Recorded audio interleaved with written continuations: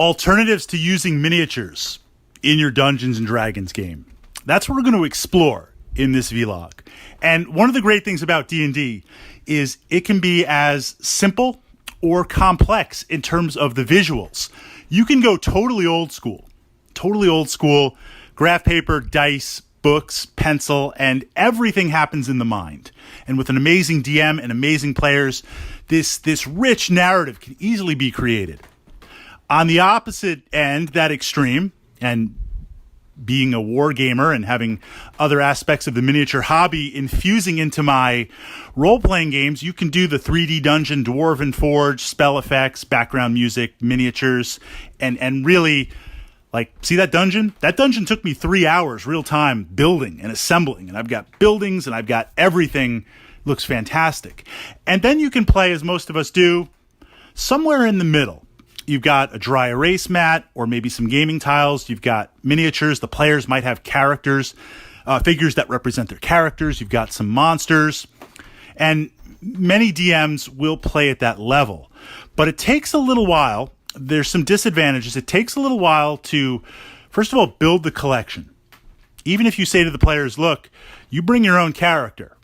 You want to have a few generic adventurer types on hand because maybe there's a new player at your table that sat down, or maybe someone forgets their figure. We had that once where the miniatures were maxed out on the table, and I was traveling, so I really didn't bring extras. I had exactly what I needed, and my good friend, he forgot his miniature, and we literally had nothing else. So he's like, I'm going to take an extra D20 and put it on the table.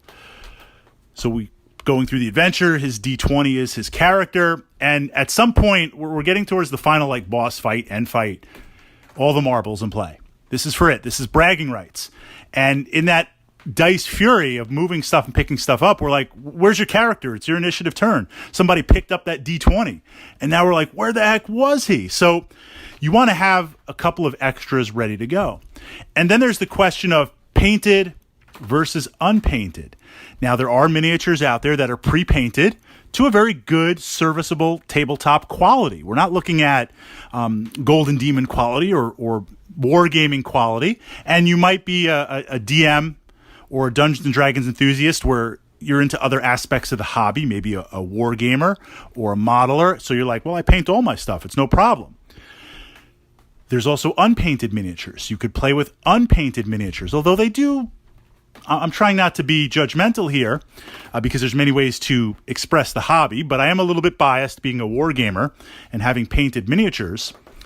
The idea of having unpainted miniatures detracts from the visuals, especially if you're playing with battle tiles or outlaying a colored map, a colored sheet, or some minimal 3D terrain types. You know, even if it's just doors and chests and tables and dungeon effects, painted miniatures, they look nice. They really make things pop. They really help bring that narrative immersion.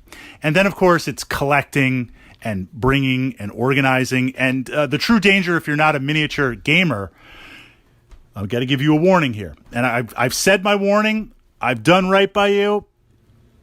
It's a dangerous place to collect because you're going to collect more and more and more, and you need more, and you want to collect all the monster types and fill out the monster manual. Next thing you know, you've got like 5 or 6 shelves of miniatures. And that's a good problem. That's a lot of fun, but it can be very, very expansive, especially if you're regularly traveling for D&D or being portable. That's the other great thing about D&D. I traveled for work up to Boston.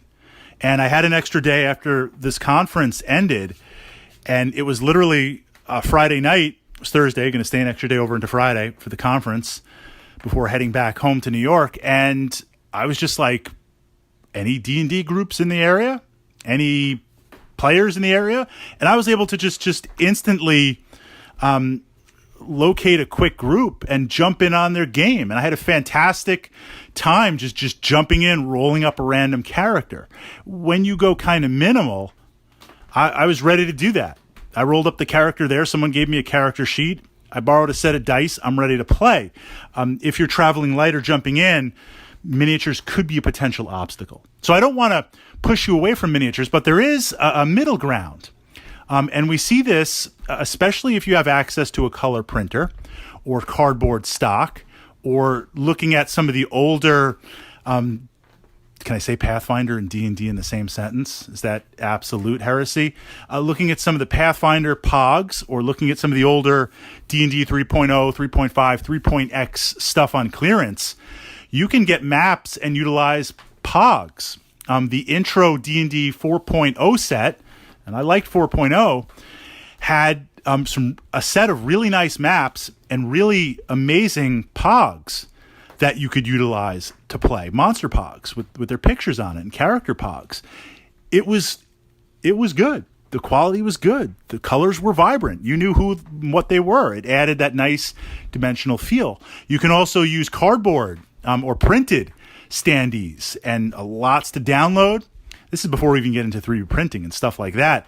So there is a middle ground option of paper and cardboard that, with some card stock and with some color printing and do it yourself, you can assemble a nice portable travel collection that works and really, really helps to bring those visuals.